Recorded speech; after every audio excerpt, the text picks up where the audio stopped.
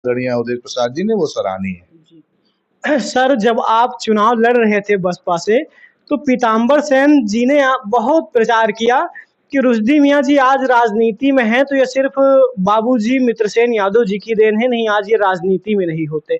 इनको अगर टिकट मिला था, तो ये मित्रसेन बाबू की देन थी। ये पीताम्बर सेन जी ने बहुत जमकर के प्रचार किया था, जब आप बहुजन समाज पार्टी से चुनाव लड़ रहे थे। तो इस पर आपका क्या कहना है? क्या सचमुच आप मित्रसेन बाबू की वजह से इस राजनीति में आए और विधायक बने? देखिए 1993 में जी। मैं लखनऊ विश्वविद्यालय में पढ़ता था जी। और ज़्यादातर समय मेरा लखनऊ में गुज़रता था। जी।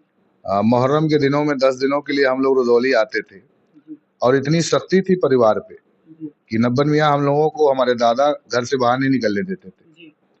तो यहाँ स्थानीय तौर पे तो मैं किसी को नहीं जानता था। जी।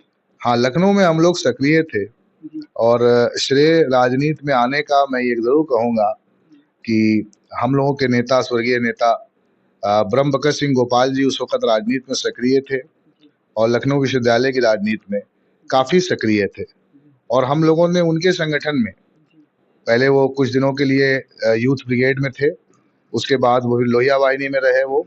तो कहीं न कहीं गोपाल भाई के साथ हम लोगों ने समाजवादी पार्टी में काम शुरू किया और आपने जो कहा हकीकी तौर पर देखिए सब जानते हैं कि 2002 में जब मैं चुनाव लड़ा था, जी। तो ये तहसील बाराबंकी का हिस्सा थी जी। और ये बाराबंकी में रहते हुए मतलब ये फैज़ाबाद का हिस्सा ज़रूर थी, लेकिन इसके टिकट का निर्णय जी। आदरणीय स्वर्गीय नेता बेनी प्रसाद वर्मा जी करते थे जी।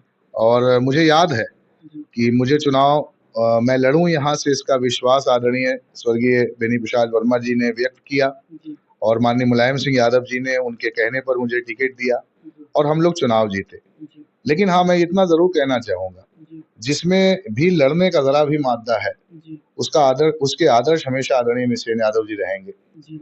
आदरणीय मित्रसेन यादव जी सिर्फ़ हमारे ही आदर्श नहीं हैं, जी। इस प्रदेश में हर उस व्यक्ति के आदर्श हैं, जो बड़ी ताकत से लड़ने का साहस जुटा सकता है जी। और ये प्रेरणा हम लोगों ने उनसे ली है। जी। लेकिन मैं ये नहीं समझ पाता ये 2 चीज़ों को जोड़कर चलने का प्रयास क्यों हो रहा है? जी। आदरणीय मित्रसेन यादव जी पे अधिकार सिर्फ़ उनके परिवार के लोगों को नहीं है, जी। सभी लोगों का उन पर अधिकार है। आदरणीय मित्रसेन यादव जी के विरासत में हम सारे लोग आते हैं, जिन्होंने उनकी कमान में उनके साथ लड़ने का काम किया है, जिन्होंने उनके से सीखने का काम किया और मुझे ये श्रेय जाता है, ये मेरा सौभाग्य है कि आदरणीय बाबूजी के साथ मैंने 20 दिन फैज़ाबाद की जेल भी काटी है।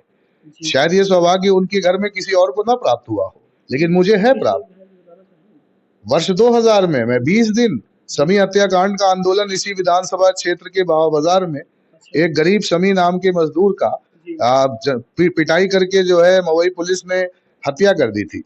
उसका आंदोलन आदरणीय मित्रसेन यादव जी ने किया था और आंदोलन जब किया था तो जनपद अयोध्या की मंडल कारागार में आदरणीय बाबूजी के साथ हम लोग 22 दिन जेल काटे हैं।